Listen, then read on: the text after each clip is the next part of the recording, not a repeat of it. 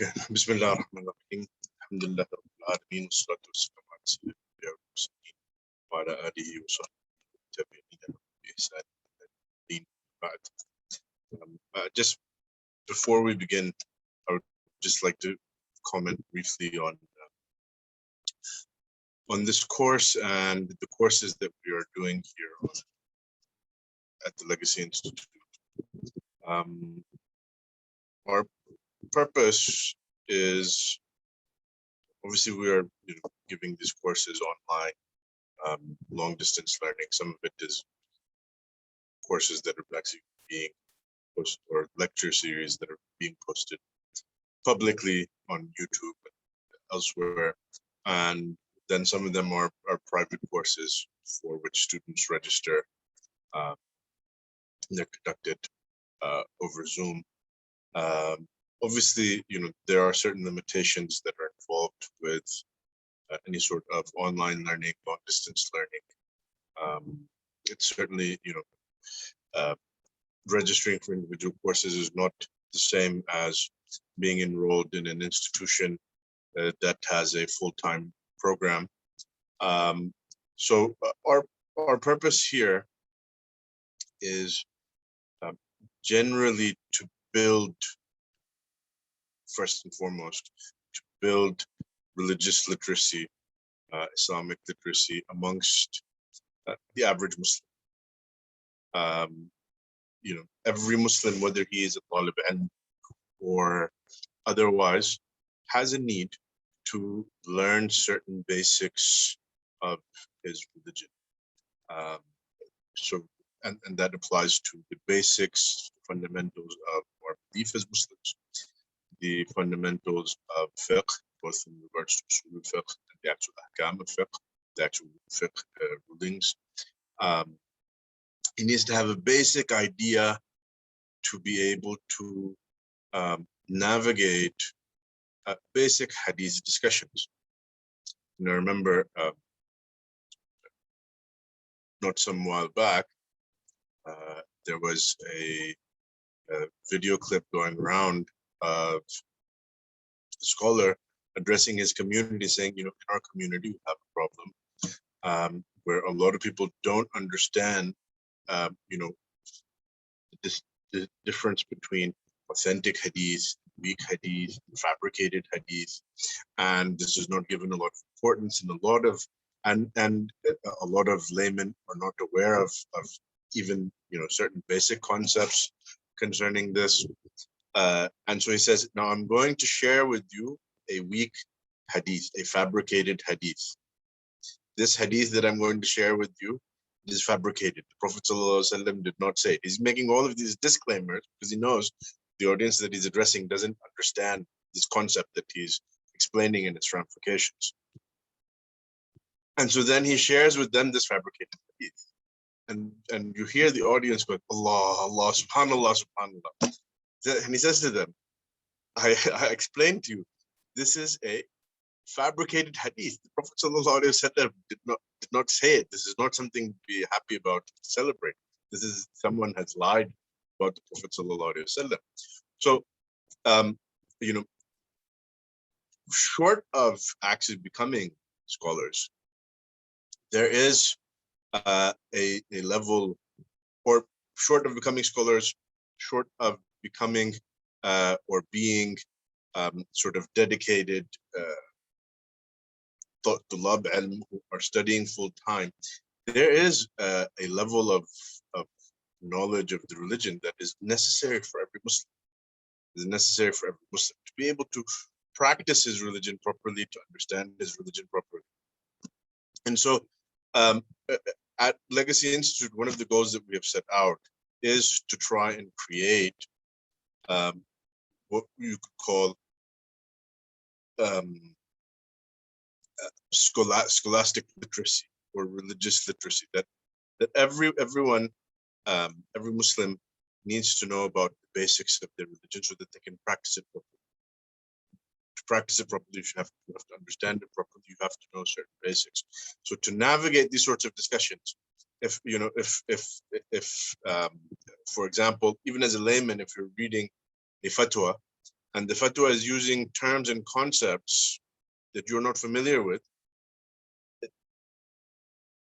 you will be confused, you will be lost, you won't know how to make sense of that, even as a layman.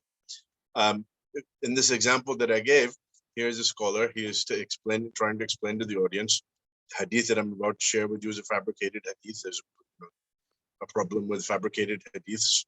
They don't understand what he's saying because it's a concept that is relatively alien to them. So there are Muslims who have these sorts of lack of understanding of even the most basic of concepts. There's another hadith example, but another example comes to mind.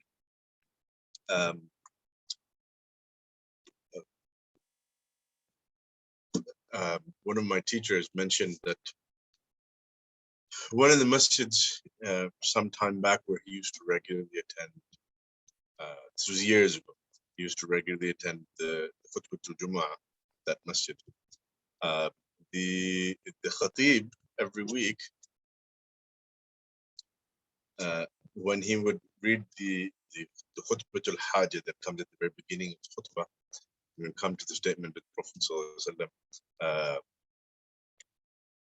وشر الأمور محدثاتها وكل محدثة بدعة وكل بدعة ضلالة. He would say وزاد النسائي في رواية صحيحة كل ضلالة في النار. Now, aside from the fact that this is not probably the best idea to be making this statement in the course of a Jummah khutbah where you have people where you have the broadest sort of audience who are not necessarily going to understand the idea of ziyada or ziyada thiqa in hadith, that that you have different narrations, different wordings.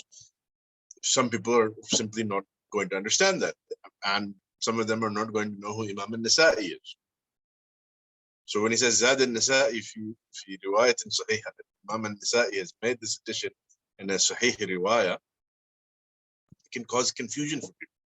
So my sheikh tells me that one day as he's coming out of the masjid, he hears some person saying to another person, "Who is this Nasa'i character who's always adding to the hadith of the Prophet?" So on the one hand, in this case, I blame the khatib for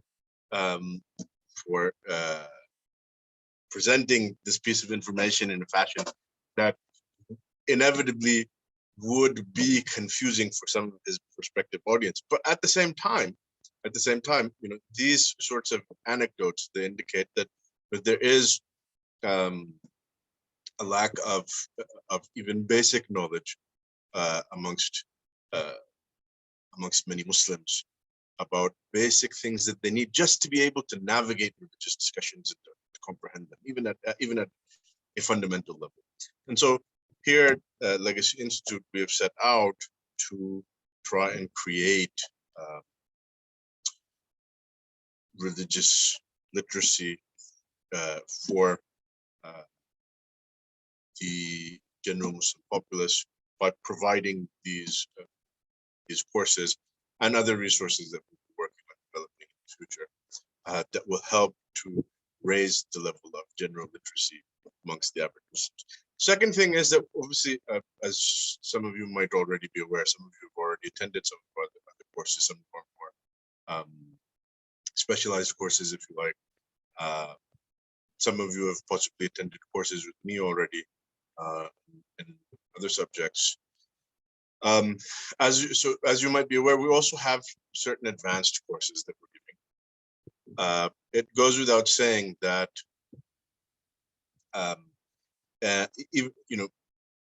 with taking advanced courses, it's not possible that taking a course here and a course there, that this is going to give you a solid foundation as a talib ilm.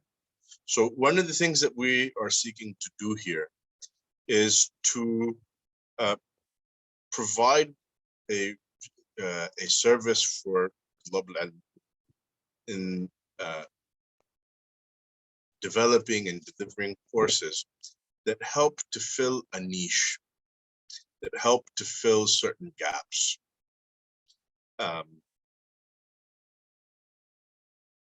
So, for example, Sheikh Ismail recently did a course on ijtihad and taqlid, which was a unique course that was based on considerable research and development that Sheikh Ismail put into the process of developing that course. It's actually the culmination of years of research that he's done on the topic of taqlid and also ijtihad, but more so on taqlid and the development of different views historically on the topic of taqlid. And so, this is a very unique course, and it's something that for the talib ilm who's already a talib ilm and has already been studying for some time, in a course like this, he will find material and analysis that is unique and that will help to enrich his learning. So we hope with the courses that we're giving to also fill a niche for Tulab al-Ilm to help them supplement their other studies that they might be doing. And we are in the process of developing more courses. Obviously, this is something that will take time, but we're in the process of developing more courses. Inshallah, it's hoped that over time we will have an entire catalog of Usul al Fiqh courses, for example, covering all the way from very basic text like Al-Waraqat, taught at a level that, inshallah, even students who don't necessarily know the Arabic language will be able to follow along and understand.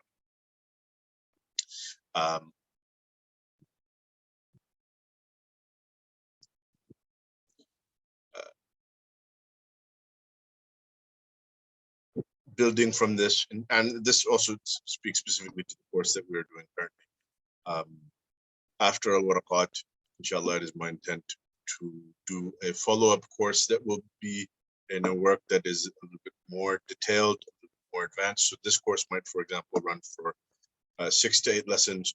The follow-up course, which inshallah will also be a free course and will also be available on publicly for viewing on YouTube, will be a little bit more advanced on a text that is yet to be decided. I have a couple of in mind, but have not been decided. After that, there will be more advanced courses that will require students to register.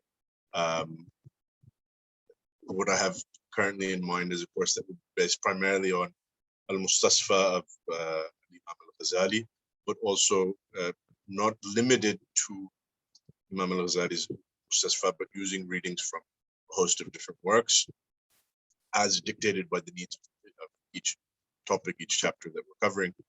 And then eventually there will be other advanced courses similar to what Sheikh Ismail has done. So Sheikh Ismail did a dedicated course on the topic of ijtihad and taqlid. I have in mind to do a dedicated course doing sort of a deep dive, if you like, on ijma'. Another dedicated course doing a deep dive on qiyas and maqasid al-sharia. So this would be, sort of a complete curriculum on Usul al Fiqh. Likewise, I have started with a number of courses on hadith sciences. Some of you might have already attended some of those. And there are more to come. And inshallah, the intent is also to have a thorough curriculum on the hadith sciences, covering from a basic level, covering the essentials, to a more advanced level. So this is something that, in a sense, at least for these tracks, that as we're creating them, there are tracks that can stand alone. Obviously, this is just one subject, in this case, two subjects out of the various Shar'iyya, but it's hoped that they can also be something that the Taliban can take these courses and supplement his other learning, his outside learning, from whether that be private lessons with teachers or at enrolled full-time at various institutes. And I know that we have had already courses that we have done, people who have already graduated from institutes, people who have, students who are currently studying full-time at various institutes. And finally, since this, given the nature of the program that we are doing, we're not making any promise of when you finish X number of courses that you will be given an alimiya or some sort of bachelor's degree or master's degree or PhD. This is something that I think is sometimes with some online institutes giving certificates for what is not really rigorous full-time study. This is a problem, and so this is something that we're keen to avoid.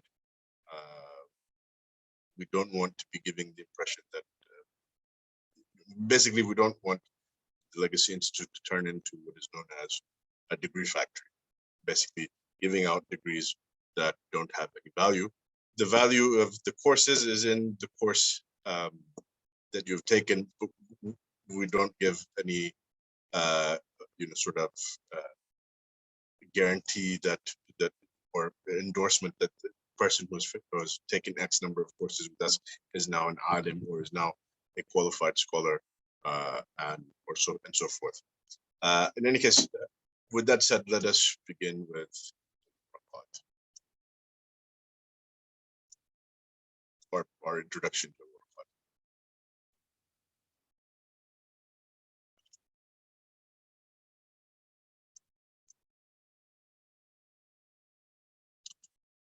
Okay, Bismillah, Alhamdulillah.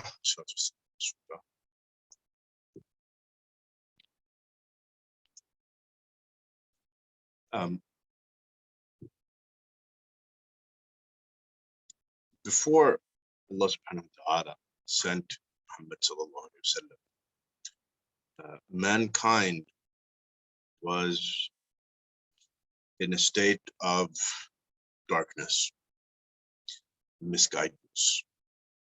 The Prophet sallallahu alaihi wasallam in the hadith states, إن الله تعالى نظر إلى أهل الأرض فمقتهم عربهم وعجمهم إلا بقايا من أهل الكتاب. Allah subhanahu wa ta'ala, he looked at the people of the earth and he despised them, both Arab and non-Arab, except for few remnants, few remaining people from Ahlul Kitab, from the people of the book, who, as Imam Al-Shafi'i explains in his commentary on this hadith, that this is referring to those few remaining followers of Isa alayhi salam who were on were following the message of Isa alayhi salam as he had delivered it, not as it had been corrupted with kufri beliefs such as belief in the Trinity and belief in the divinity of Isa alayhi salam, is obviously kufr and shirk. So mankind was in a state of darkness, and then Allah subhanahu wa ta'ala sent us the Prophet Muhammad sallallahu alaihi wasallam, and he revealed to him the Qur'an. Subhanahu wa ta'ala says, Alif Lam Ra, Kitabun anzalnahu ilayka litukhrij an-nas min adh-dhulumati ila an-nur bi'idhni rabbihim ila sirat al-aziz al-hakim. This is a book, we have sent it down to you, O Muhammad sallallahu alaihi wasallam, so that you might bring out mankind from the layers of darkness that they're in into the light by the permission of their Lord, on the path of Allah subhanahu wa ta'ala, who is Al-Aziz Al-Hamid, the Almighty, the praiseworthy. Allah subhanahu wa ta'ala says about the Quran, وَإِنَّهُ لَكِتَابٌ عَزِيزٌ لَا يَأْتِيهِ الْبَاطِلُ مِنْ بَيْنِ يَدَيْهِ وَلَا مِنْ خَلْفِهِ تَنْزِيلٌ مِنْ حَكِيمٍ حَمِيدٍ. It is an impenetrable book, an unassailable book. لا يأتيه الباطل من بين يديه ولا من خلفه. Falsehood cannot approach it neither from in front nor from behind. It has been revealed from a Lord who is wise and praiseworthy. So it naturally follows that its teachings then are full of wisdom and they are praiseworthy teachings. وكذلك Allah subhanahu wa ta'ala addresses the Prophet sallallahu alaihi wasallam saying, وكذلك أوحينا إليك روحا من أمرنا. We have sent down to you a ruh that is of our from our affair, from our doings. ما كنت تدري ما الكتاب ولا الإيمان. You did not know what scripture was. You did not know the reality of faith. Speaking to the Prophet Muhammad sallallahu alaihi wasallam. ولكن جعلناه نورا نهدي به من نشاء هدينا. But we have made it a light. We guide by it whomever we choose, whomever we will of our slaves. إنك لتهدي إلى صراط مستقيم. And you, O Muhammad sallallahu alaihi wasallam, are guiding to a straight path. Allah subhanahu wa ta'ala also says, وَنَزَّلْنَا عَلَيْكَ الْكِتَابَ تِبْيَانًا لِكُلِّ شَيْءٍ وَهُدًى وَرَحْمَةً وَبُشْرَى لِلْمُسْلِمِينَ. We have sent down to you the book as a clarification for all things, and as a guidance and mercy and glad tiding for the Muslims.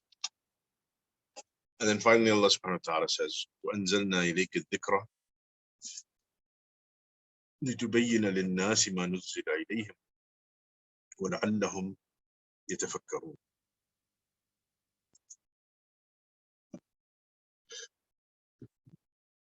We have sent down to you the revelation لتبين للناس ما نزل إليهم, so that you can explain to mankind that which has been sent down to them, وَلَعَلَّهُمْ يَتَفَكَّرُونَ, and so that they may reflect, so that they may ponder, so that they may take lesson, take heed. Imam Al-Shafi'i states in الرسالة, فليست تنزل بأحد من أهل دين الله نازلة إلا وفي كتاب الله الدليل على سبيل الهدى فيها. That no issue arises for a person. No issue befalls a person from the followers of Allah's religion, except that the book of Allah subhanahu wa ta'ala contains a dalil, points to the path of right guidance on that matter. As the Quran says, وَنَزَّلْنَا عَلَيْكَ الْكِتَابَ تِبْيَانًا لِكُلِّ شَيْءٍ. So the Quran is clarification for all things. It contains clarification for all things. And from this, Imam Al-Shafi'i deduces that no issue will arise, no issue will you ever face, except that the Quran contains guidance for us concerning that matter. Halal, haram, all the different ahkam, what is wajib, what is mustahab, what is mubah, what is makruh, what is haram. The guidance for it is contained in the book of Allah subhanahu wa ta'ala. There is no issue except that there is guidance for it in the book of Allah subhanahu wa ta'ala. Any action that you do as a Muslim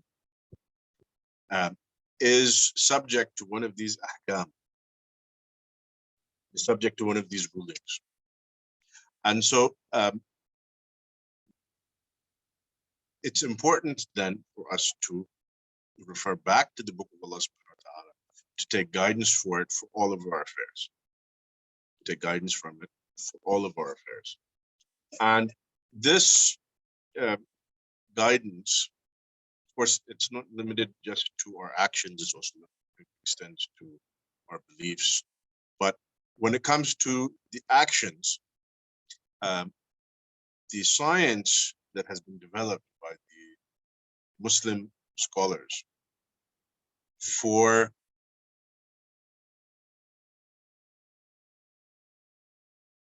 knowing the rulings of actions is known as fiqh. Is known as fiqh. And so that guidance then has been expounded on by the ulama of Islam in the science of fiqh. And if you want to study the science of fiqh has certain principles, has certain foundations.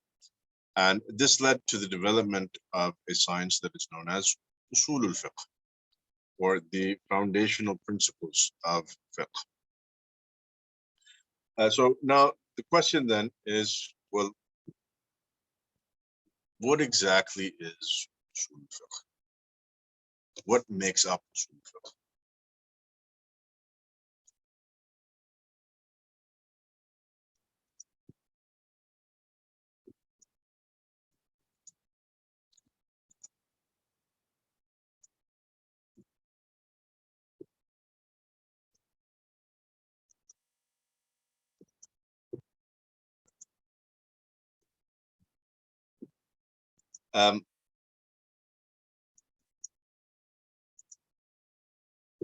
Is the chat working?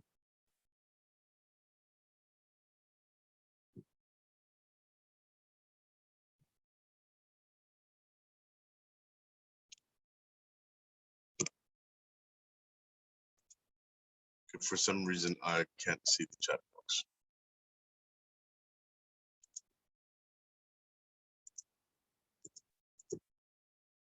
Just give me a moment. This is odd. This never happened before.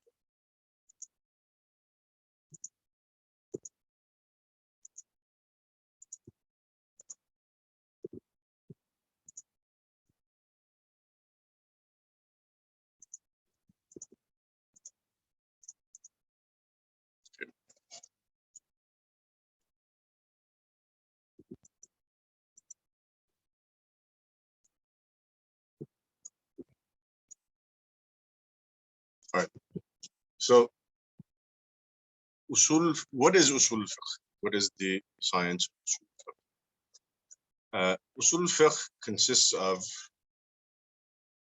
a number of topics, if you like. First and foremost, it deals with a theory of evidence in the Sharia. What is valid evidence? I think it goes without saying that the first and foremost evidence in the Sharia is the Quran. The Quran. Obviously, believing in Muhammad sallallahu alaihi wasallam, because of the signs of prophethood that he was given, that show that he is a true prophet from Allah subhanahu wa ta'ala, and that he received this revelation that is called the Quran, and that has been passed down from generation to generation until it has reached us. And the signs that are present in the Quran itself that prove that it is revelation. It goes without saying then that the first and foremost evidence for fiqh rulings is the Quran. When Imam Al-Shafi'i said, ليست تنزل بأحد من أهل دين الله تعالى نازلة إلا وفي كتاب الله الدليل على سبيل الهدى فيها. What he means is that not that rulings are taken only from the Quran. So he's not saying that, therefore, the Sunnah, the practice of the Prophet ﷺ represents his own personal interpretation, his own personal practice. He's saying that the Quran either points to the answer directly, or it has shown us how to find that answer. So the Quran refers us to the Sunnah. Still, this would leave a question about other forms of evidence that most of you are probably familiar with. For example, you have ijma. Scholars say that ijma is hujjah. Why is ijma is a form of binding evidence on Shari'i rulings? Why is ijma a hujjah? If we're intended to follow the revelation that has been sent down to the Prophet ﷺ, why are we bound by the consensus of fallible men? Qiyas.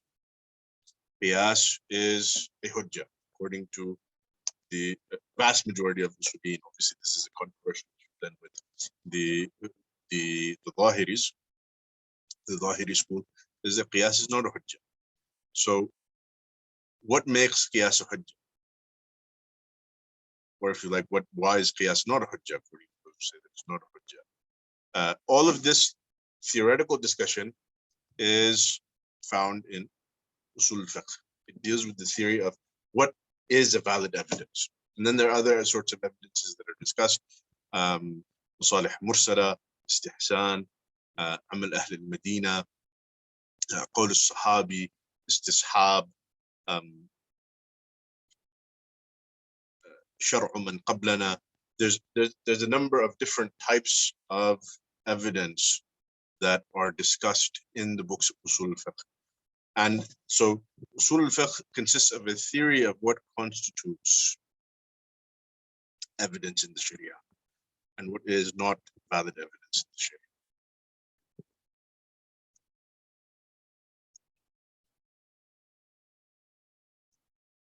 Sharia. Usul al-Fiqh also presents us with a methodology for interpreting these sources and for deducing rulings from these sources. So, for example, the Qur'an and the Sunnah consist of a number of texts. The Sunnah also consists of actions of the Prophet ﷺ. So, when it comes to statements, verbal statements, the Quran and Hadiths, verbal statements of the Prophet ﷺ, then there are certain rules that the ulama have derived for interpreting these texts. There are certain rules that they have derived for interpreting or deducing rulings from the actions of the Prophet ﷺ, and so on and so forth.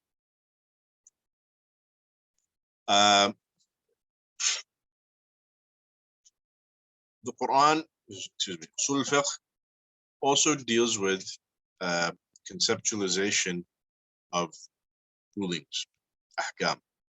There are different categories of ahkam. This is a fundamental sort of concept that you need to have to navigate Usul al-Fiqh. After all, if fiqh is the science of the rulings of or actions, then you need to have an understanding of what are the categories in which these rulings fall into, what are the ramifications of each category. And so typically, books of Usul al-Fiqh will begin with the discussion of the different categories of ahkam, as we will see here in Waraqat. And then finally, we have a discussion on ijtihad and taqlid. If we look at the core subjects of Usul al-Fiqh that make up the bulk of Usul al-Fiqh, you have this theory of evidence, what is valid evidence, what is not valid evidence. And then you have principles for interpretation, principles for deduction of rulings, to deduce rulings from those sources, from those evidences. This process of examining the evidences and then deriving rulings from those evidences, this is known as ijtihad. So it makes sense that there would then be some theoretical discussion of what exactly is ijtihad and who is a mujtahid and what is required to be a mujtahid. And then finally, to complete the discussion, you have discussion on taqlid, because for those who are not capable of deriving the rulings for themselves, those who are not capable of deriving the rulings for themselves, their job is to consult reliable scholars who are able to derive those rulings. And this is known as taqlid. This is known as taqlid. And then there are also some rules, regulations, guidelines for taqleed. So that is also discussed in Usul al-Fiqh. But the discussions on ijtihad and taqleed, or fatwa, ifta and istifta, the giving of fatwa and the delivering of the seeking of fatwa, these discussions, or this topic, is typically seen as a tatimma. It's a completion, but it's not the core of Usul al-Fiqh. So this is what is covered. This is what is covered in the science of Usul al-Fiqh.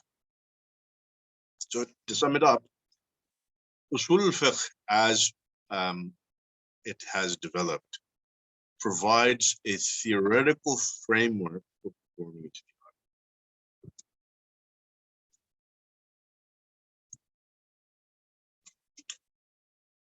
Okay, so now, why study Usul al-Fiqh? What is the purpose of studying Usul al-Fiqh? For starters,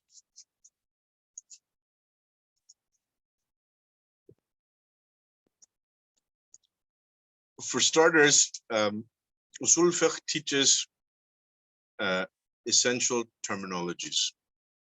There are certain terms, certain mustalahat, technical terms that are used by the scholars in fiqh, and even outside of fiqh, and the other ulum shar'iyya, that you will find explained in works of Usul al-Fiqh.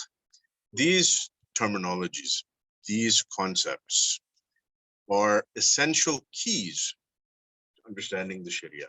They're essential keys to navigating the books that have been written by scholars, scholarly works on the various ulum shar'iyya.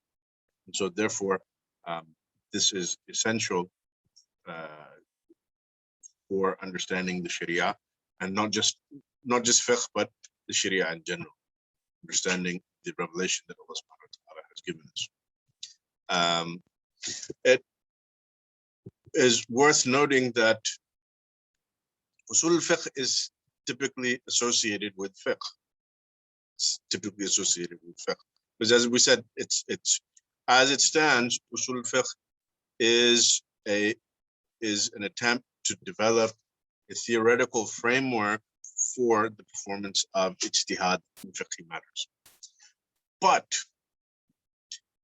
anyone who is a student of the Sharia, anyone who's a student of the Sharia sciences, even if he has no intention to specialize in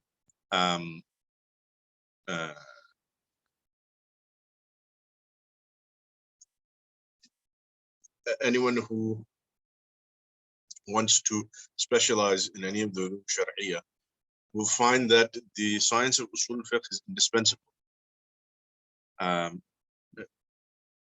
So for example,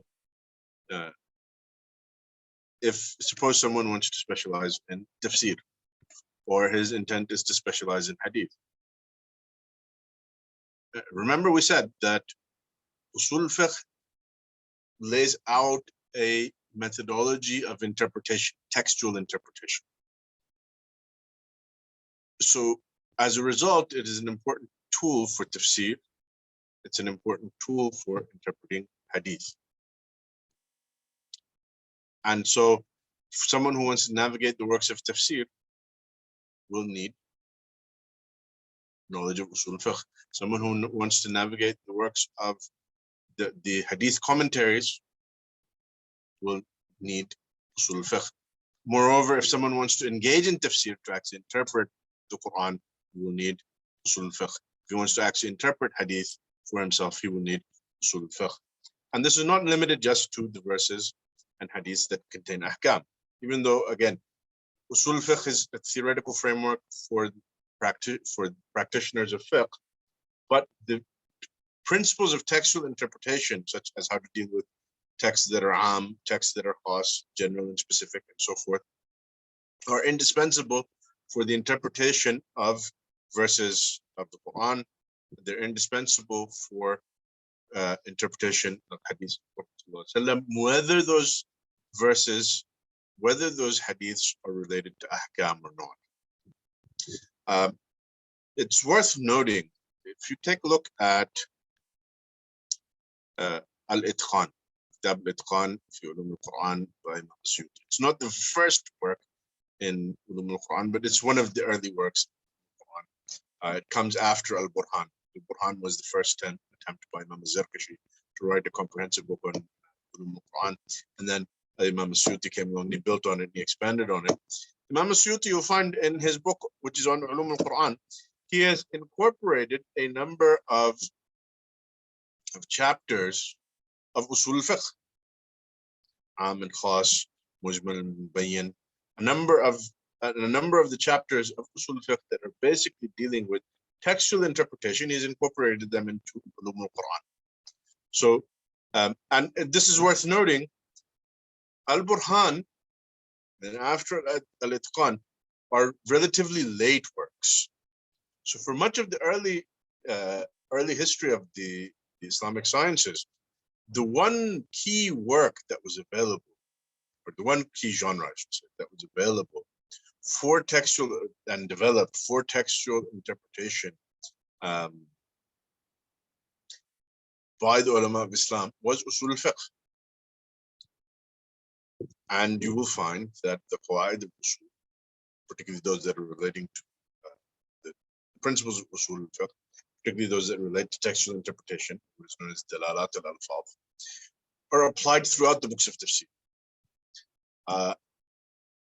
This is not surprising, particularly given that Usul al-Fiqh was a science that was studied throughout the ages. It was developed relatively early compared to some of these other sciences. Usul al-Fiqh, so Usul al-Fiqh was an essential tool,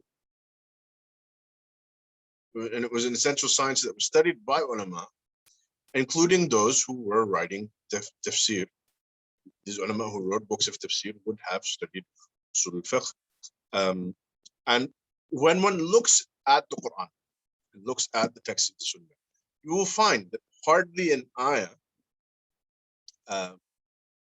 will you come across except that it contains some umum or some khusus. So there'll be terms that are general, terms that are specific.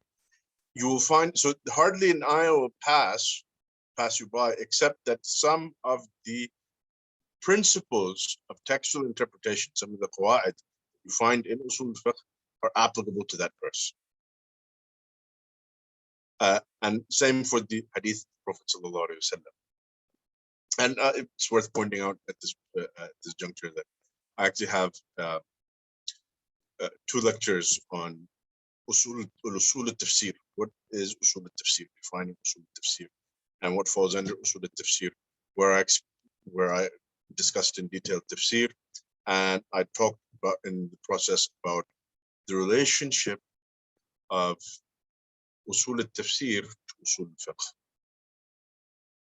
Or put another way, I talked about Usul al-Fiqh and its role as a tool for the Mufassir, and what that means for the attempt to develop a robust science of theoretical or robust theoretical framework for tafsir under the rubric of Usul al-Tafsir. If you want to navigate works of fiqh,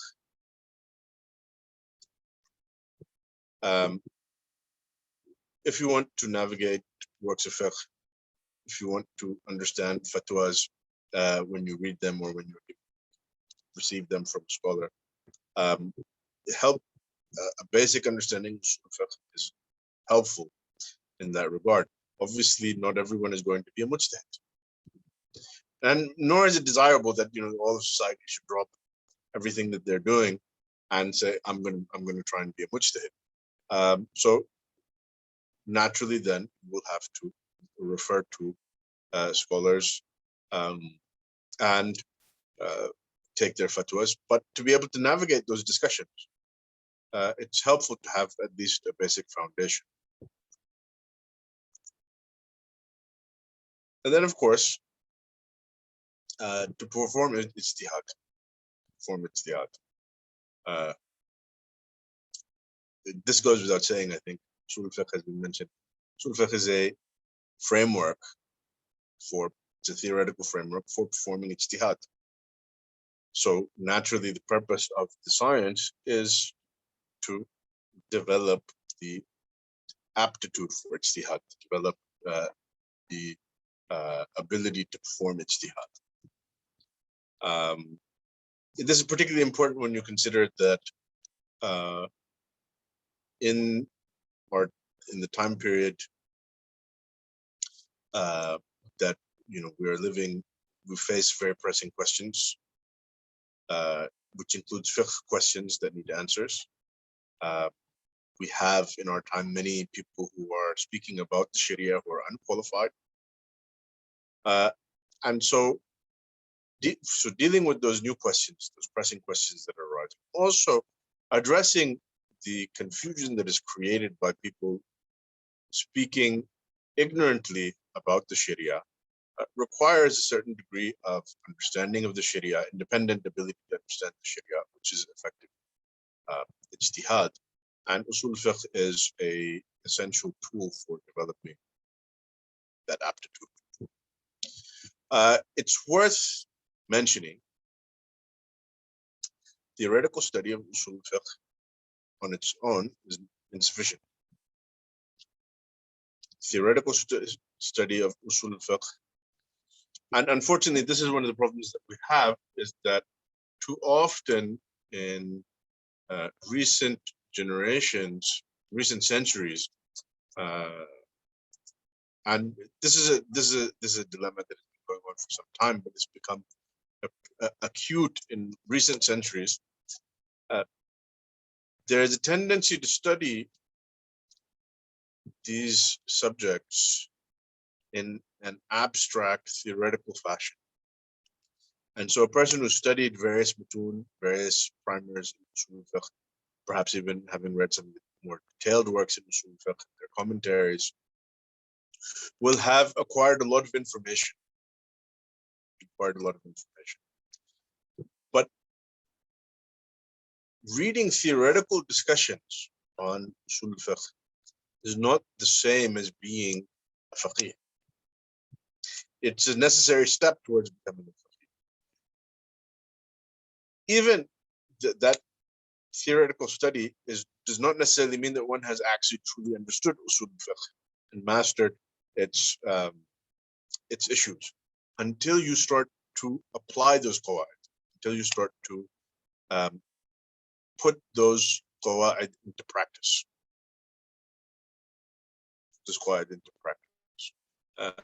And when it comes to the application of Usul al-Fiqh, particularly the textual interpretation part, one of the best tools, one of the best methods for developing your aptitude for applying the qawaid of Usul al-Fiqh is careful study of books, dedicated books on Ahkam al-Qur'an, such as Ahkam al-Qur'an, Arabic, Ahkam al-Qur'an, Jasas, and commentaries on Hadith al-Ahkam, of which there's a host. And inshallah, it is my intent future, after doing some more advanced courses on Usul Fiqh, to actually do some courses on Hadith al-Ahkam, looking particularly using Imam Ibn Daqiq al-Eid's book, Ahkam al-Ahkam, Sharh al-Ahkam, which is an absolutely brilliant it's a brilliant work that puts into use and shows the qawaid of Usul al-Fiqh at work in the process of interpreting Hadith al-Ahkam, hadiths that have legal ramifications.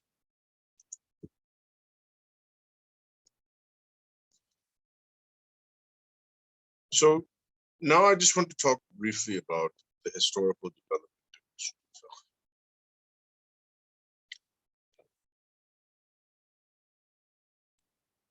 al-Fiqh. In the time of the Prophet ﷺ, the companions learned the Qur'an, learned the Sunnah directly from the Prophet ﷺ, and they put it into practice under his supervision.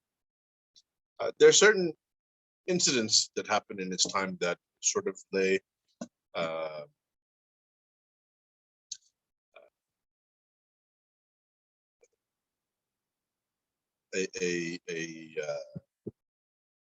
they begin to give isharat to some of what we discuss in Usul al Fiqh. So, for example, in the incident of Banu Qurayza, where the Prophet ﷺ, he sent a group of the companions to Banu Qurayza after the Battle of Al-Ahzab. He told them, no one should pray Dhuhr.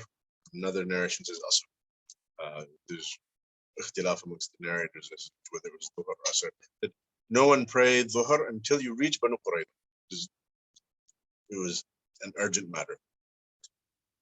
So as the group, the companions are getting ready and then they're going out, along the way, some of them decided that we've gotten a bit late, and it seems that we may miss the time for the prayer. So because they were afraid of missing the time for prayer, they decided to stop on the way and pray, and then continue. And another group said, Prophet ﷺ has told us to pray when we get there. We will pray when we get there, even if there is a risk of missing the time for prayer. So this is an example where we see in the time of Prophet ﷺ where companions are differing in their interpretation of a hadith of the Prophet ﷺ. They're differing in their interpretation of the hadith of the Prophet ﷺ, and the narrator states, Ibn Umar narrates the hadith, he states that the Prophet ﷺ did not rebuke either group, and the narration gives no indication that the Prophet ﷺ afterwards told them that this group got it right, this group got it wrong. So the Prophet ﷺ is practically in laying down this adab of recognizing and respecting difference of interpretation of the text, difference of interpretation of the text, and that there is a role for ijtihad in the interpretation of the text. Here he did it by example. He's also done it by statements. He says, إذا حكم الحاكم فاجتهد فأصاب فله أجران فإن أخطأ فله أجر واحد. When a judge passes judgment and he exerts his full effort in doing so, if he reaches the right conclusion, he receives 2 rewards. If he reaches an incorrect conclusion, he receives 1 reward. The Prophet ﷺ then is encouraging ijtihad. He's encouraging them to exercise their acumen, their legal acumen, in interpreting his statements, in deriving rulings for new issues that might arise on which there is not an explicit statement or an explicit text in the Quran and the Sunnah. In another hadith, the Prophet ﷺ, he said, نظر الله امرأ or نظر الله امرأ سمع مقالتي فوعاها فأداها كما سمع. Allah subhanahu wa ta'ala brightened the face of a man who hears my words, memorizes them, and then conveys them as he heard them. فَرُبَّ مُبَلَّغٍ أَوْعَى مِنْ سَامِعٍ. For perhaps the person to whom they have been conveyed will comprehend them better than the one who heard them.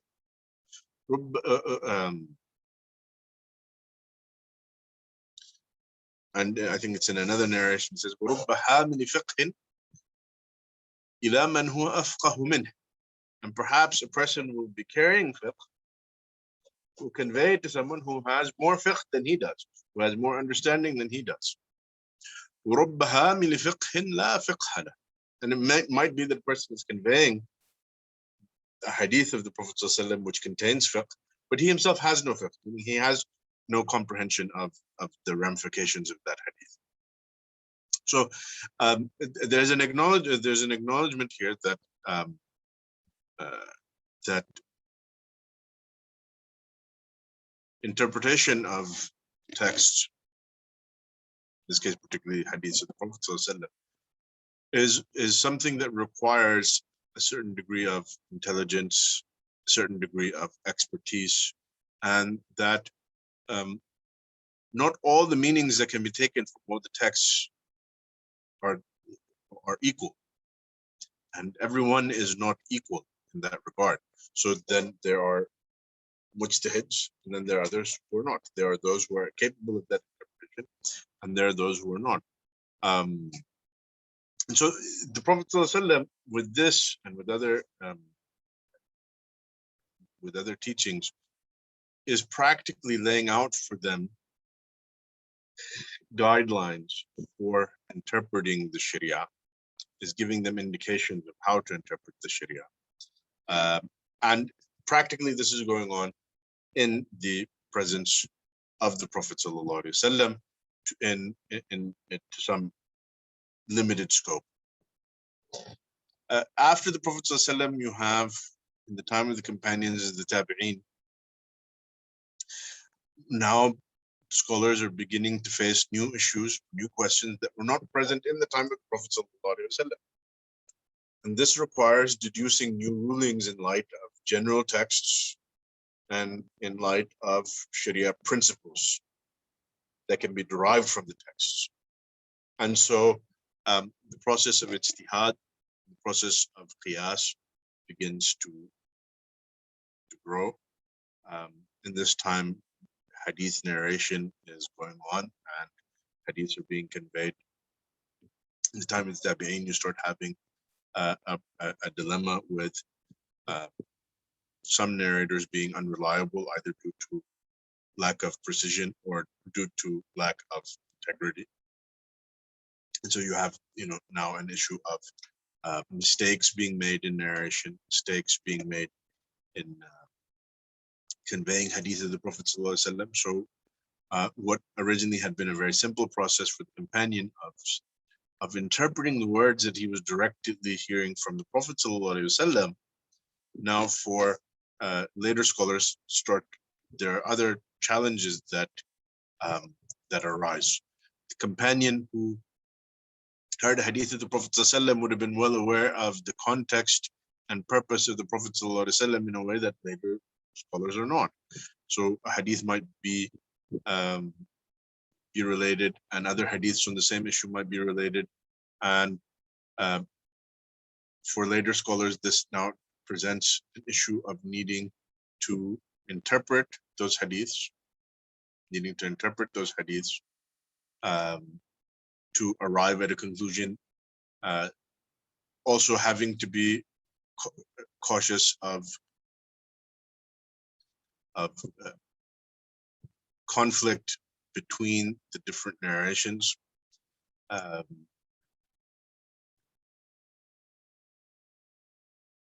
That might be a result of error by some of the narrators.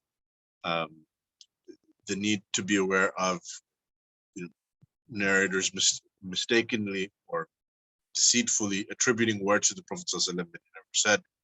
In some cases, simply fabricating a hadith, or taking the words of a companion or a tabi'i and mistakenly attributing them to the Prophet ﷺ. So there are certain challenges that are arising in this process of interpretation. Then we have Imam Al-Shafi'i. Imam Al-Shafi'i, who was born in the year 150 Hijri, died in 204 Hijri, writes a number of works addressing pressing methodological questions and disputes that arose in his time. These works include Al-Risala, which is obviously his most famous work.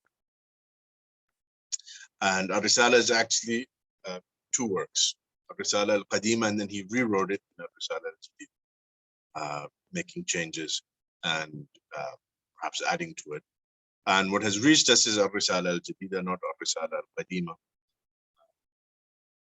Other works of Al-Shafi'i that are that can be seen as early works on methodological questions or questions of Usul al Fiqh are his Ibtal al-Istihsan, which deals with the controversy of istihsan. What is istihsan?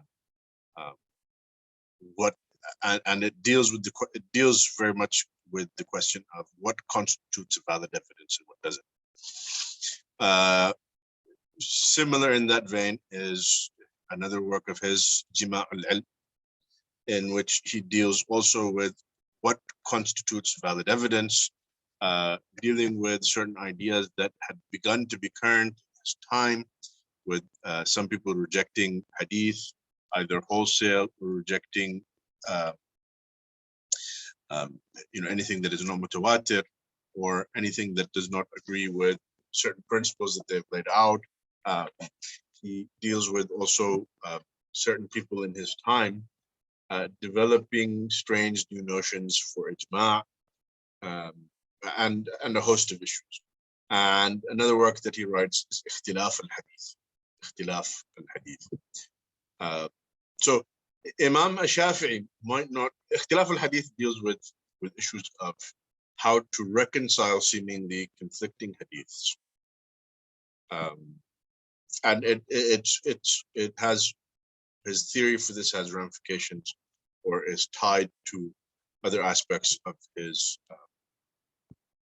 theoretical views that he puts forth in his writings, particularly. Imam Al-Shafi'i might not have actively set out to write, to develop this genre that we know today as Usul al Fiqh. But the works that he writes become the pioneering works, the first works on what comes to be known as the science of Usul al Fiqh.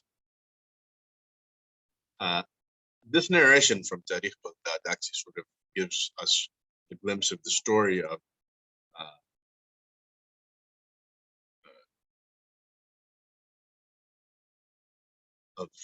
Imam Al-Shafi'i's writing Risala.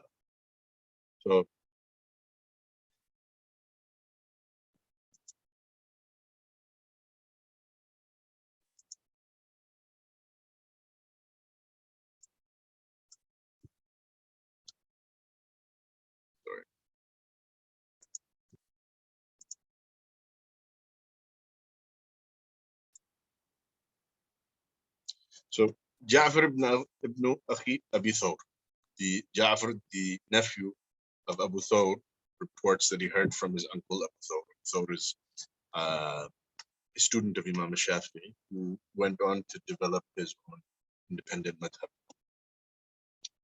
Abu Thawr reports that he said, he reports saying, Abdurrahman ibn Mahdi wrote to a Shafi'i وهو شاب, when he was still a young man, أن يضع له كتابا فيه معاني القرآن ويجمع قبول الأخبار فيه وحجة الإجماع وبيان الناسخ والمنسوخ من القرآن والسنة. So basically, Abdurrahman al-Mahdi, one of the great Imams of Hadith, one of the great Hadith critics of his generation and really of all generations, he writes to Imam Al-Shafi'i when he was still very young, indicating that Al-Shafi'i was someone who was recognized for his brilliance from a young age. He writes to him to requesting that he write a book dealing with the interpretation of the meanings of the Quran and conditions for acceptance of reports, the hujjah of ijma', when is ijma' hujjah, or how does ijma' work, or perhaps here by hujjah al ijma' might actually be, why is ijma' hujjah?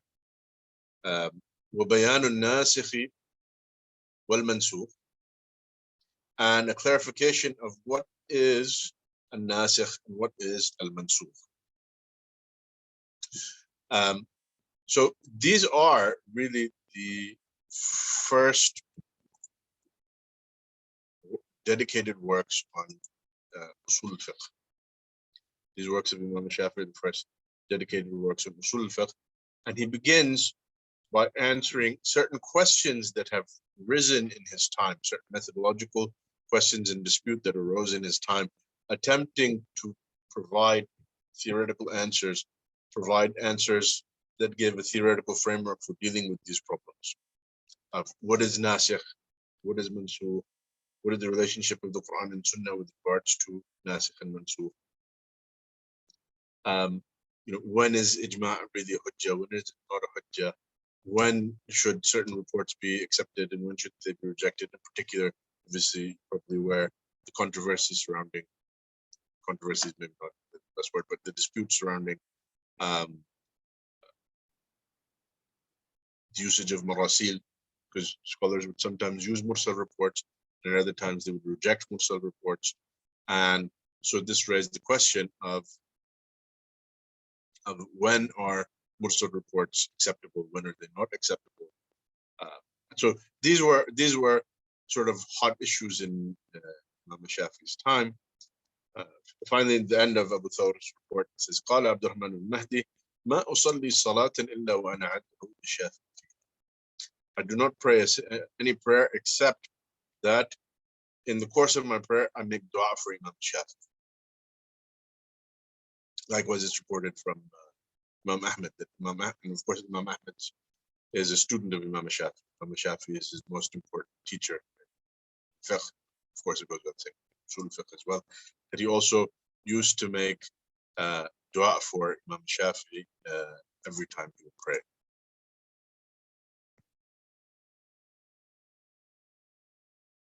So Shafi'i's works then are the first sort of dedicated written works on Usul al-Fiqh. Post Shafi'i, in the period after Imam Shafi'i, you start having works that are written typically dealing with specific topics such as qiyas. So, for example, in the generation of after Imam Shafi'i, you have Dawud al-Zahiri. Dawud al-Zahiri rejects qiyas, and so some of the Zahiri scholars will write in rejection of qiyas, and then you have other scholars from the majority who accept qiyas as a hujjah, writing in defense of qiyas.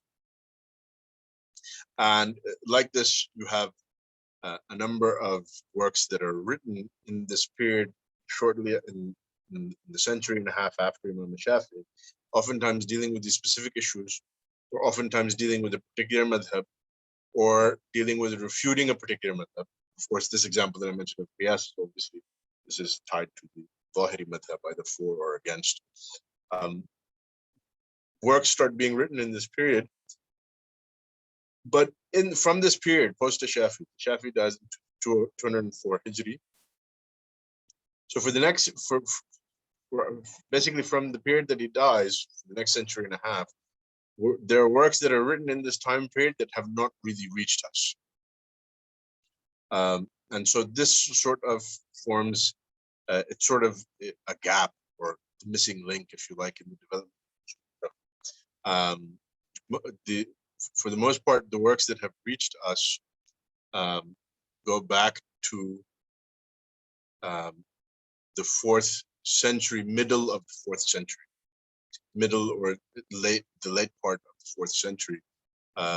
So one of the first large comprehensive works that we see is Al-Fusul of Al-Jissas, Imam Al-Jissas. So this is a mid to late 4th century work.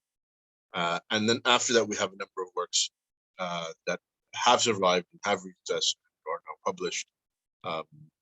But in this period, basically between Shafi'i to the middle of the 4th century, is sort of, there's a gap here of works that were written. We know something about them because oftentimes we find mention of them, find references to them. A number of Shafi'i scholars even write commentaries on Imam Shafi'i's Risala, but none of the classical commentaries on Imam Shafi'i's Risala have reached us. So there's a bit of a gap there in the development in terms of what we know about that development. But starting from the late 4th century onwards, late 4th century into the 5th century onwards, we have many works of Usul al Fiqh are written. Usul al Fiqh becomes a very developed field, very rich field. Many scholars write many works. Many of those works have survived and have reached us and are published and are available now. And scholars continue to make use of them and consult them. And finally, we have what's known as the major division or the major categorization of works of Usul al Fiqh post Shafi'i is what is known as books of Tariqat al-Mutakallimin and Tariqat al-Fuqaha. You'll find that Tariqat al-Mutakallimin is also known as Tariqat al-Mutakallimin or Tariqat al-Jumhur or al-Shafi'iyya. Although this particular school, this term, it applies to the Shafi'is, Malikis, and Hanbalis. Shafi'i, Maliki, and Hanbali works are known as collectively as Tariqat al-Mutakallimin or Tariqat al-Jumhur, and you might even find it referred to as Tariqat al-Shafi'iyya. There's a number of the most prominent scholars who wrote according to this method were Shafi'is, but also you have important Maliki contributions and Hanbali contributions. This is known as Tariqat al-Mutakallimin. And then you have what is known as Tariqat al-Fuqaha. Tariqat al-Fuqaha. Tariqat al-Fuqaha or Tariqat al-Hanafiyya. This is basically the style of writing that is used by the scholars of the Hanafi school. What is the difference between these two categories of usul works? The standard explanation is given, and this seems to begin with Ibn Khaldun. Imam Ibn Khaldun in his Muqaddimah gives this explanation of the difference between these two schools of usul works. Is that basically the Hanafis, the so-called Tariqat al-Fuqaha, they rely primarily on deducing the usul principles from the masail of the Imam. So you will find oftentimes they mention some of the masail of the Imam, some of his rulings that he's given, some statements, and deduce from that what his asl is. And obviously for the Hanafis, that means not just Abu Hanifa, but also Imam Abu Yusuf and Muhammad ibn Hassan al-Shaybani. They will derive from their statements the usul. Whereas the Jumhur rely primarily on deduction and nazar and istidlal. And so they focus on deducing the qawa'id, deducing the principle of usul fiqh based on evidence, whether that be shari'i evidence or linguistic evidence or what have you. And so they are actually looking to deduce the usul from the evidences for the usul. Whereas the Tariqat al-Fuqaha is to deduce the usul from the applications of the Imam. This is a distinction that is typically made. This, however, is not entirely precise. This distinction has been made, but it's not entirely precise. Because you will find that from the other schools as well, you find scholars also looking at the masail of their Imam, whether it be Imam Malik or Imam Shafi'i or Imam Ahmed, and their statements of these Imams, and deducing what is the usul of this Imam from his statements, his masail. So, for example, if you look at Al-Udda al-Hanbali, you find that he does a lot of this. There's a lot of this, and so this distinction is not entirely precise. It is true that there is a heavier focus on this sort of approach of deducing the masail from the imam, of deducing qawaid from the statements and and Sa'il of the Imam. There is a heavier focus on this one in the Hanafi madhab, but it's not a precise distinction between the two. Yet it can be said that still these two, this categorization is sound in that these are two distinct styles of approach to writing usul fiqh books. And before I get to what exactly then is the difference, I want to actually stop here to ask a question to those of you who are here in the audience attending the lesson. Which approach do you think is better? To derive the usul from the masail statements of an imam, the imam of the madhab, or to derive them based on evidence?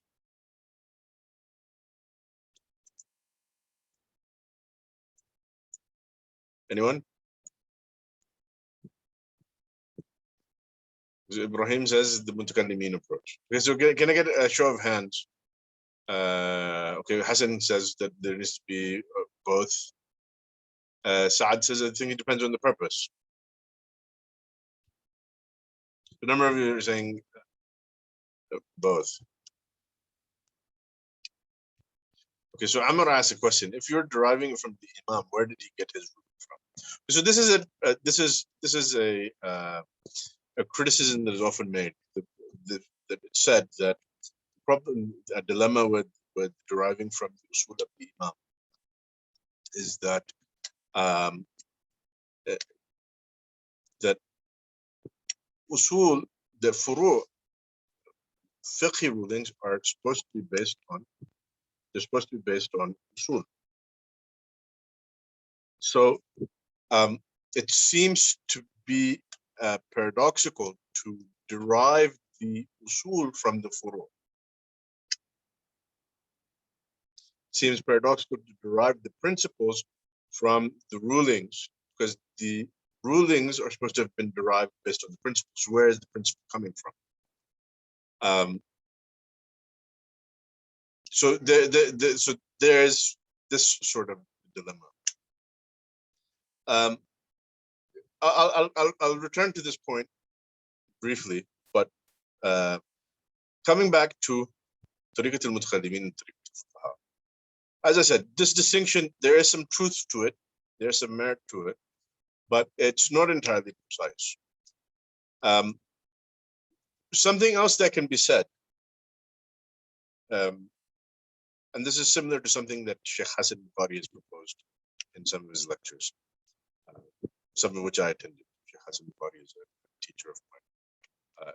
He suggests that basically the Hanafis differ with the Jumhur in their approach to certain major issues of Usul al Fiqh, as a result of which their works of Usul al Fiqh have a considerably distinct framework and approach. So, for example, or in particular, their approach to the relationship between Am and Khas is very different from the approach of the other three schools. And so that unique approach that they have to Am and Khas means that there's many issues that come under Am and Khas for which they have their own sort of framework.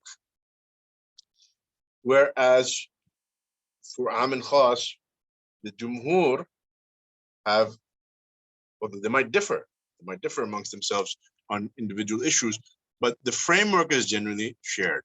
And so an example that illustrates this point, you'll find, for example, Imam Al-Qarrafi, who's a Maliki. When he wrote his Tanqih al-Fusul, it's a famous manual on Maliki Usul al-Fiqh that is studied by Malikis and is an important work in the Maliki school until today. He summarizes it from Al-Mahsul of Al-Razi, who's a Shafi'i. His work is a Shafi'i work. This is even though Al-Qarrafi goes out of his way to go to the major source works of Maliki Usul to document in his matan, to document Maliki opinions on the issues of Usul.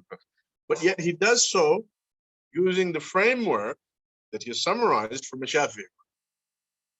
Because in general, the framework, even though there might be differences, the framework is largely shared between these three schools. So they come from a shared tradition that is using a particular framework, that is presenting the issues in a certain way, that is understanding the issues in a certain way. So even when they might differ in their in their conclusions on certain issues, it's still being presented in a shared framework. Whereas the framework of Hanafi works is a bit distinct. It's a bit distinct. It is unique in certain ways to the Hanafi school.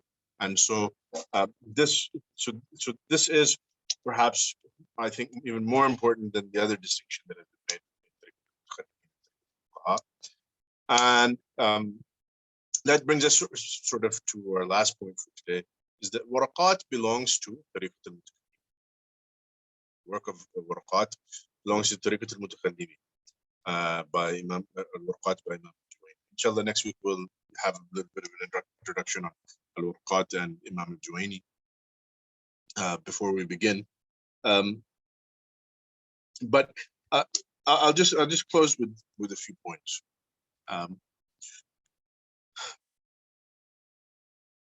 When it comes to Usul al Fiqh, and the works of Usul al Fiqh have been written by scholars of the four madhabs, generally speaking. And so, there is oftentimes a strong link between the madhab that this particular scholar is writing, that particular scholar belongs to, and his work that he writes.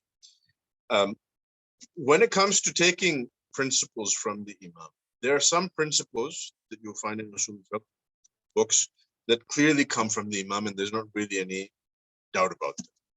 There are some that have been deduced from his statements or his applications, but there is scope for dispute concerning them. And you might even find that the scholars of a particular madhab have disputed what exactly is the principle of the Imam on this particular issue. And then there are principles that are found in Usul al Fiqh that are not really coming from any statements of the Imam. They're not really coming from particular applications of the Imam. They are better seen as being deductions of later scholars. So in the books of Usul al Fiqh, you have a mix of these things. So it is, of course, important to look at the applications.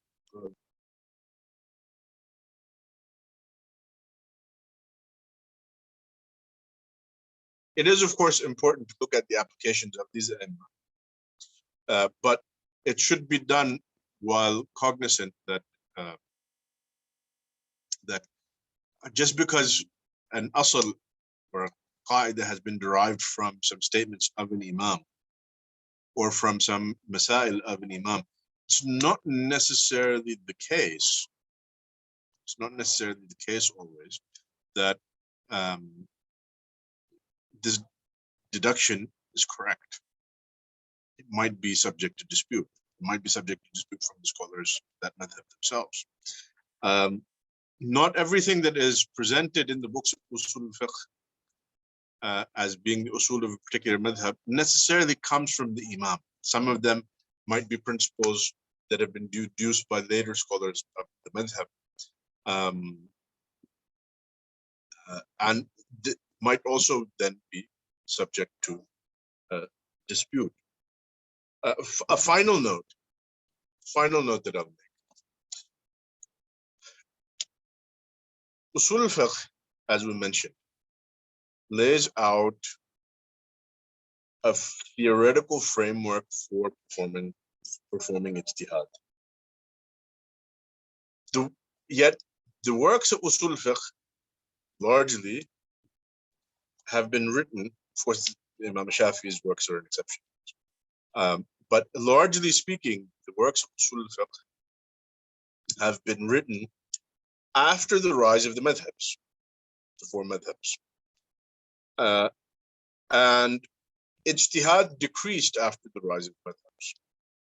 Doesn't mean that ijtihad died out, but largely scholars of madhabs followed their madhab. And so to some extent or another, ijtihad then becomes restricted. And so this creates somewhat of a paradox. Usul al-Fiqh lays out its theoretical framework for ijtihad. But the scholars who are writing the works of Usul al-Fiqh and who are developing that theoretical framework, developing in the sense of laying it out,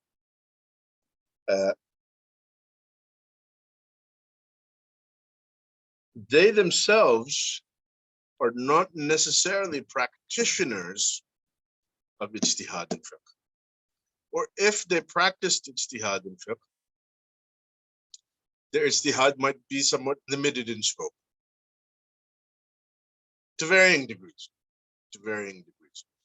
And so the dilemma that this creates is that when you develop a theoretical framework, sometimes your theorization on a particular issue might be incomplete, or there might be gaps in it, which will only be discovered when you start applying. And so certain issues on Usul al-Fiqh, certain disputes on certain issues on Usul al-Fiqh might actually come from a lack of on-hand experience with the particular issue that is being dealt with. One way in which this very clearly manifests is in the discussions that you find in Usul al-Fiqh on a lot of the issues related to naqd of or critique of akhbar, critique of hadith. And so overwhelmingly you will find that the vast majority of Usuliyin were not muhaddithin. They're not experts on hadith. And so this lack of expertise on hadith, for example, reflects in some of their discussions. And so it's important to note on that note that for those discussions that are related to hadith criticism, it's not sufficient to rely on studying the usul literature. It is necessary to also study in depth the works on ulum al-hadith. And inshallah, this is one reason why one course that I'm planning on delivering at some point in the future, something that will require a good bit of work and research to develop this course, but it's something that is in the plans, is a course that compares that looks at the masail of ulum al-hadith or of hadith criticism as they've been presented in the books of Usul al-Fiqh, and then comparing it with what we've studied in the courses that we're doing on ulum al-hadith. So in any case, I'll suffice with that. Are there any questions?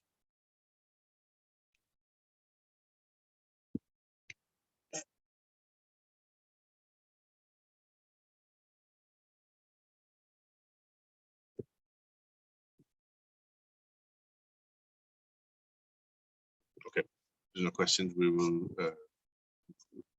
Ibrahim, I'm not sure if you're raising your hand to ask. Yes, the references to the ayahs, I'll share them in the group, inshallah.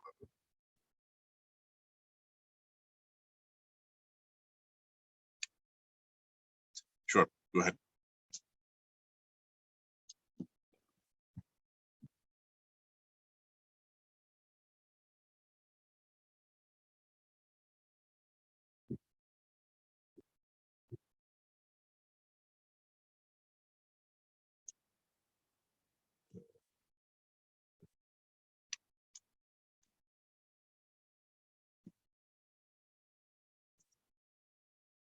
Okay.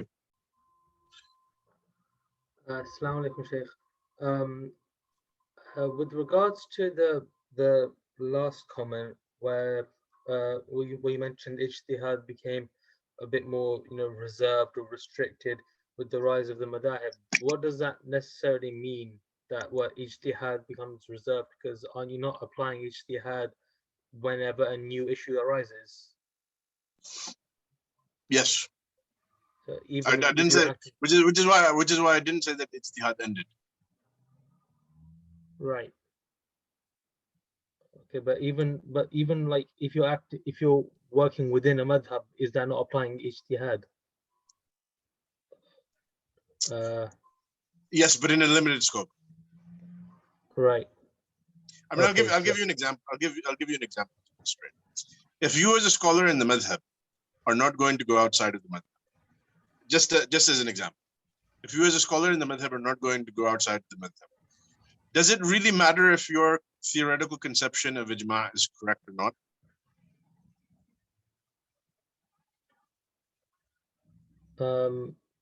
Not necessarily, because you're still Not working within necessarily. yeah. Because since you're not going to go outside of the scope of the madhab, it really goes. It's the idea of going against ijma is sort of out of the question, right? Yeah. Practically speaking. So there might then be some gaps in your understanding of ijma that you're not going to discover because you're not actually critically examining an issue to see, is there really an ijma here or not? Because you're not thinking of going outside the madhab, such that the question of going outside of ijma might arise. I understand. Jazakallah khair. So that's just an example to illustrate, because the scope of ijtihad becomes somewhat limited, and it might be limited to certain types of ijtihad or certain areas. This can then create a sort of a gap in your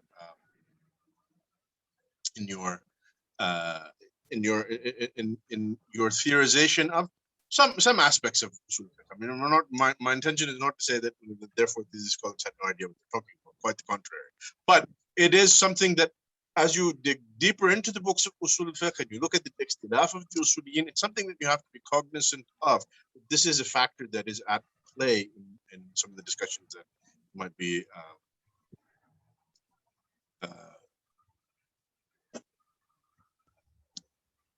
okay. So sorry, there's a number of other questions. Jazakallah khair. Well, yeah, I'm just trying to read through them all because there's so many of them.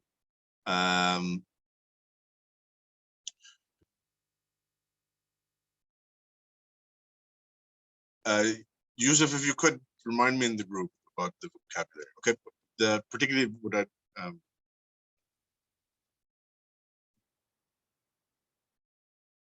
okay, so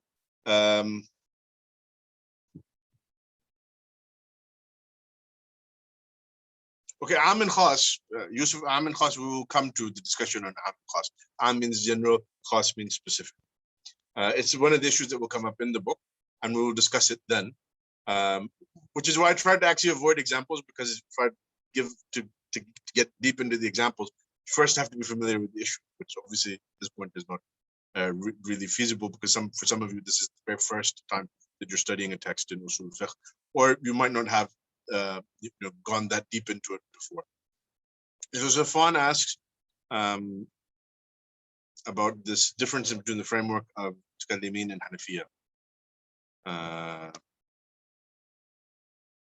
Okay, so Zafan is asking, could I touch on the response from Hanafis to his Risala? It's difficult to do that, since that period of after Shafi, we have we have sort of a missing link. We have a gap, a historical gap in the historical record.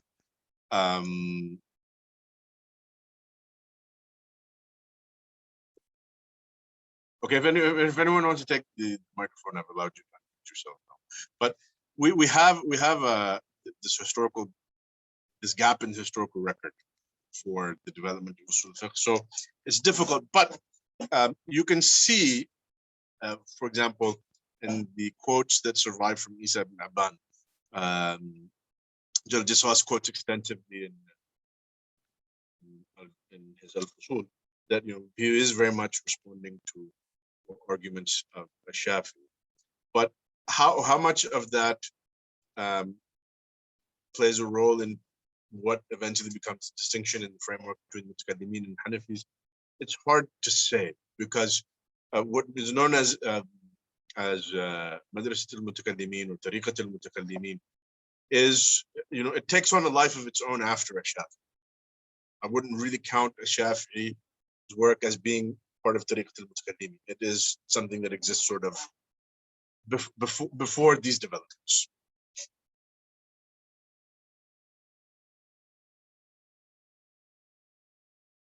Okay, so Saad asked, there's a difference between Tariqat al-Fuqaha and Tariqat al-Mutakallimin lead to the usuli differences between the Hanafis and the other schools, like Istihsan, for example. This is not necessarily the case for every issue, because as you know, these schools that collectively make up Tariqat al-Mutakallimin,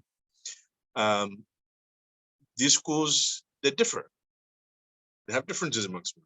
So, for example, Al-Qarafi al-Maliki differs on a host of issues with Al-Razi al-Shafi'i.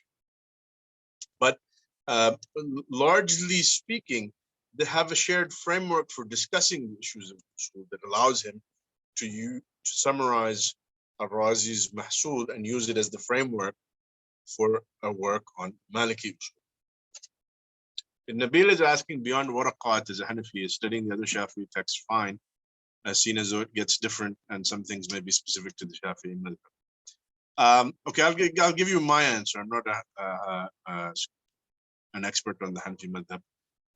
And I have a feeling that if you were to ask a Hanafi scholar might differ with me. But I think that studying the works of Tariqat al-Mutakallimin is extremely important. And I would even go as far to say that studying the works of Tariqat al-Mutakallimin for a Hanafi is probably more important and more necessary than studying the works of Tariqat al-Fuqaha is for a non-Hanafi.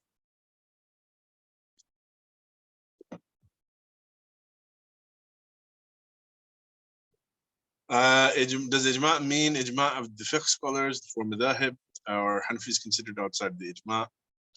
I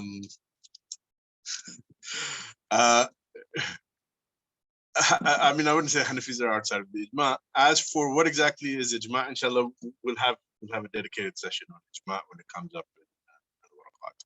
But basically, ijma' is the consensus of all qualified mujtahid scholars from the four madhabs and outside the four madhabs, because obviously ijma' has to take into account scholars from before the development of the four madhabs in the time of the Sahaba, Tabi'in.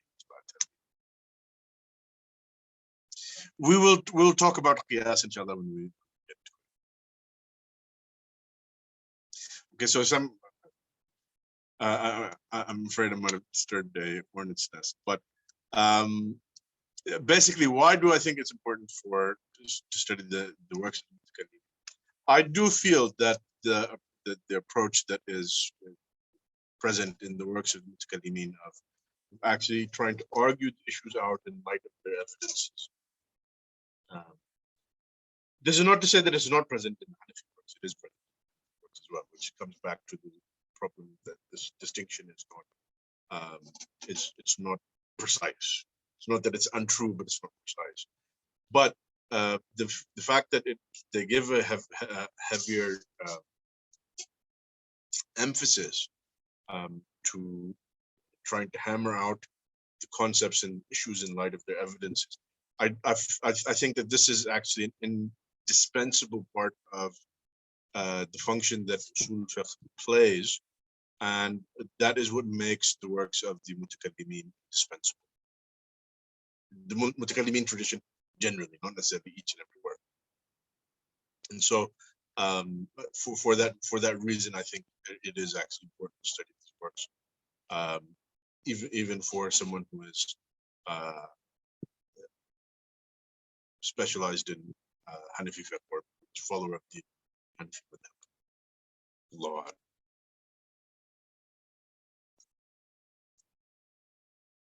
Okay, I think that wraps it up.